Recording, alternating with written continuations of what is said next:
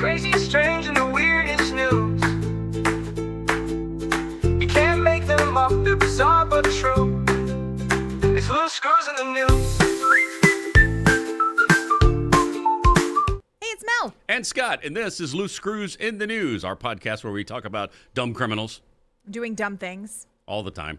Weird headlines, odd news, those kinds of things. Strange people. Yes. And you get the pleasure of hearing all about it. Yeah, hopefully. Pleasure. Okay, subscribe. Hit the subscribe button. I believe it's right down there. Is it here or here? Yeah, it could be there. No, it's actually there. Okay. I believe. All right, let's get into it and talk about some loose screws. One guy could be getting up to 50 years in prison for creating a gaseous cloud to distract store employees in Michigan while he walked out with over $1,000 in merchandise. Wow. 39-year-old Alexa Johnson released what police called a noxious gas cloud in a supermarket, smelling strongly of chlorine before going on to steal thousands of dollars worth of merchandise. The incident left 4 people hospitalized. Johnson pled guilty to placing an explosive device with intent to alarm, 2 charges of retail fraud, and being a habitual offender for the incident. Oh, wait, what kind of a habitual offender is he? For the gas? Gives me an idea. Kids, load up. We're going to Taco Bell. Then we're going to hit Target.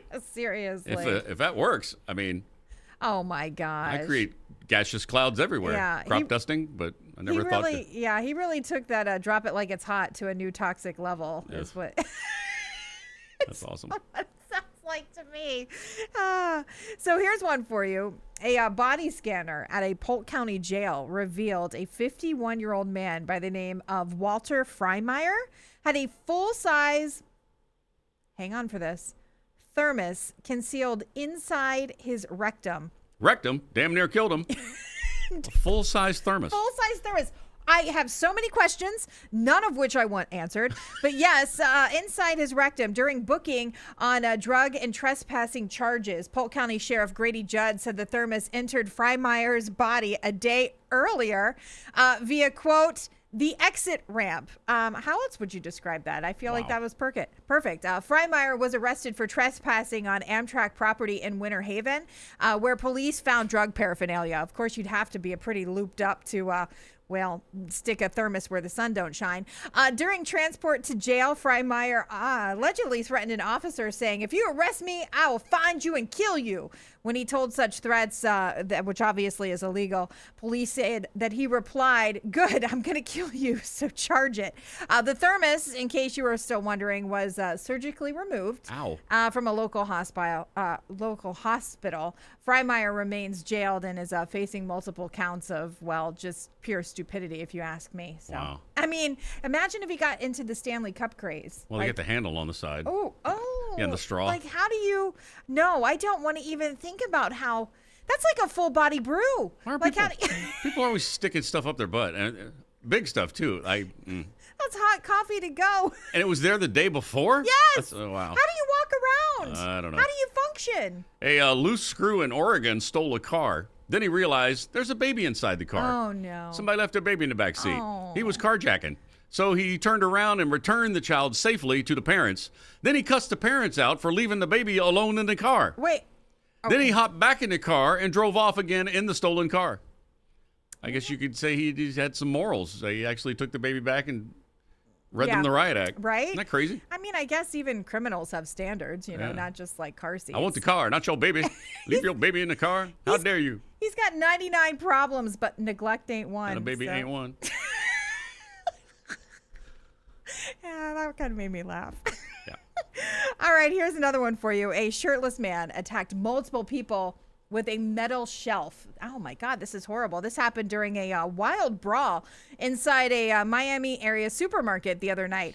The raging melee between 2 large parties of people broke out after an aggressive verbal argument. Isn't that how it always starts, an aggressive verbal argument? Anyway, it turned physical near the entrance of the Publix, citing police records. 2 women clawing at each other crashed into a display that propped up greeting cards. Well, I guess Hallmark might have to have a new section when it comes to their greeting cards.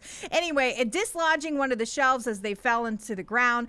The half-naked man, he decided to enter the show, identified as Clintmont Man. I guess that's how you say it, Clintmont. Anyway, Clymont? Maybe. I'm not sure, is accused of picking up the large rectangle shelf and whacking two women, the two that were brawling on the ground. I mean, somebody had to break it up. That's not the best choice, by the way. The 20-year-old smashed the shelf on the pair 2 more times before he dropped the object and jumped into the brawl himself. Wow. Well, he had to get their attention somehow, So I mean, I guess why not if the shelf wasn't working? A larger group on the opposite side of the register surrounded the 2 other fighters, wrestling to the ground, according to the video. Look, dozens of items were thrown across the floor, including greeting cards, headphones, a loaf of bread. Did they smush the bread? That's like my biggest pet peeve when you go to the stores, if the bread gets Put it smushed. in the bottom of the bag. Yes. Sandals, papers. One woman's wig was thrown. I mean, man, it was definitely crazy. My wig. Curious shoppers stood off to the side as they watched the melee while others casually walked past the assault happening in front of them. I mean, they probably had places to go. Oh, man, you going to jail, one person said in the video. You going to jail. Publix workers positioned themselves in front of the registers and in employee offices as they waited for the police to arrive. The brawl eventually spilled into the parking lot because, automatic doors. How else are you going to get out? But it spilled into the parking lot before officers broke it up. Mr. Mann was charged with felony, aggravated battery, criminal mischief, and disorderly conduct, according to court records. How did we miss that? Because I know I go to Publix and they say we're shopping as a pleasure, but maybe they need to change it to we're fighting as a pleasure. Nothing like that ever happens in my Publix. Right? Wow. I feel like we're missing out. Yeah. If you suffer from back pain, there are probably some times that it's so bad you want to do something about it. You'll do anything to make the pain go away, right? Yeah. Well, maybe there's one thing you wouldn't do. An elderly woman in China was suffering from a painful herniated disc, and instead of taking painkillers like normal people and trying physical therapy, she decided to try an old Chinese folk remedy involving swallowing live frogs. Oh, I know you have a fear of frogs. I have a big fear of frogs. She asked family members to go outside and catch me some frogs, but she didn't tell them why. She then swallowed 3 of the frogs in one day, and then 5 more the next day. Back pain didn't go away. Not only did it not cure her back pain, but they made her so sick to her stomach she couldn't even walk. She went to the hospital where doctors discovered she had a parasitic infection caused by tapeworm larvae found in amphibians, like frogs. She spent 2 weeks in a hospital and suffered some serious damage to her digestive system. I don't know where she got this advice. Kermit the chiropractor?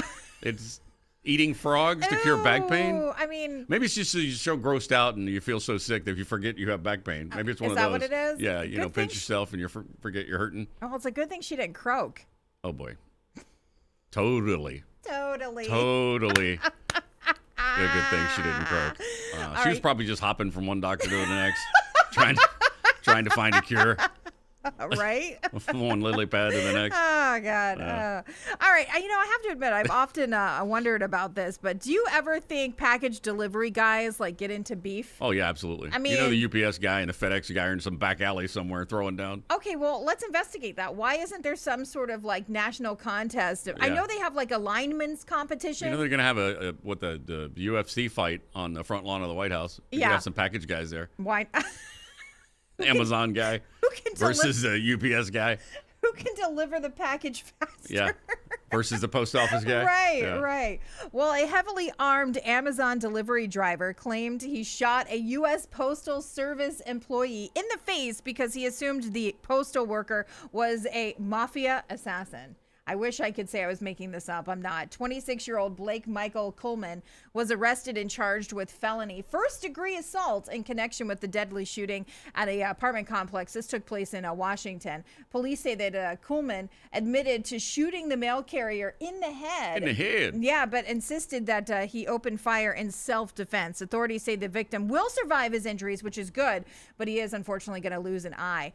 A witness told police a version of events that didn't exactly line up with Coleman's account. The witness said that I saw the mailroom door close and an argument between the UPS man and the Amazon man took place. The UPS man ended up shoving the Amazon driver and shouted, "Why the blank are you shoving me?" The Amazon driver then pulled out a pistol and shot the UPS man in the head, the witness said. Coleman also alleged that he was being cyber-stalked by the mafia, and he had suspicions that the post office worker had been a mafia assassin. Oh, my goodness. I mean, when Prime meets Priority Mail, nobody wins. So there you go. Well, while we're talking deliveries, Shipt.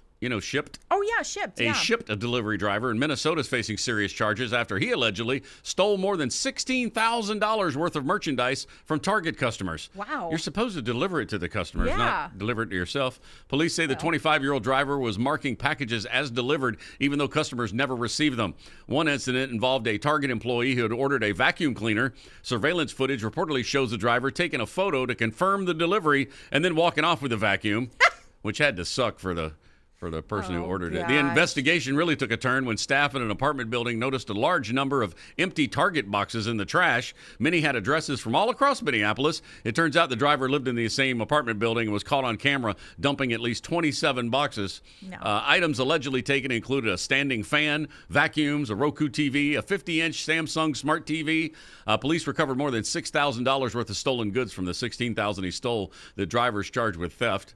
Hey, when they interviewed him about it, he said, hey, shipped happens. Shipped. Nice. Shipped happens. Apparently, he took same-day delivery to mean self-delivery, and yeah.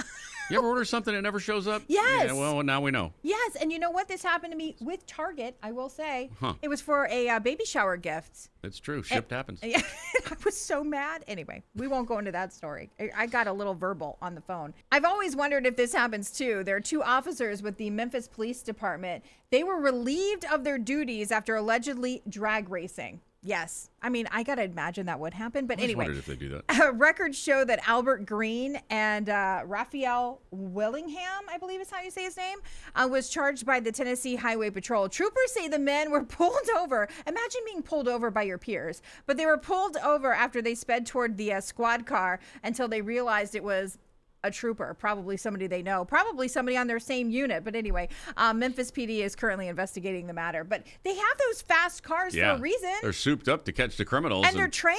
You know they're itching to do it. Maybe they could just say they were practicing maneuvers or something. You ever see a couple like highway troopers and they're both like following each other and they're going super fast in the really left lane, fast. got their lights on? Yeah. You don't know if they're actually going to a crime or maybe they're just, blowing the Maybe dust. they're drag racing. Yeah, that's what I'm thinking. No, maybe. I don't know. I always wondered if that happens. Another guy's facing charges following a road rage attack, which included a chainsaw in Michigan. Oh, geez. Maybe he's been watching the Monster Ed Gein story on Netflix. The incident happened when a woman allegedly pulled out in front of a driver in Waverly Township, which sent the man into a road rage. He identified as 68-year-old Leonard Yonkman. Lenny Yonkman pulled in front of the woman, causing her to crash. Yonkman's then accused of grabbing a chainsaw from his truck, but he couldn't get the damn thing started. Oh, no. They are hard to start. So he assaulted the woman by hand, including grabbing her by the throat. Yonkman now faces multiple charges. Chainsaw. Really? That's, Yeah. I mean, we all get cut off, right? You get cut wait a off. I've second. cut people off before accidentally. well, maybe it was part of like his Halloween costume or something. Oh, yeah. Well, yeah. You know what I Maybe mean? it was one of those fake chainsaws. It is That'd that be cool. time of year. It is. It is. So it could be. Yeah. This is a funny story. Well, funny or brilliant. I can't quite decide. But a California Highway Patrol officer is stopped a motorist after using a homemade license plate that mimicked an official state plate. The officer noticed something was a bit unusual about the rear license plate during this traffic stop. So upon a closer look, it turned out to be handmade.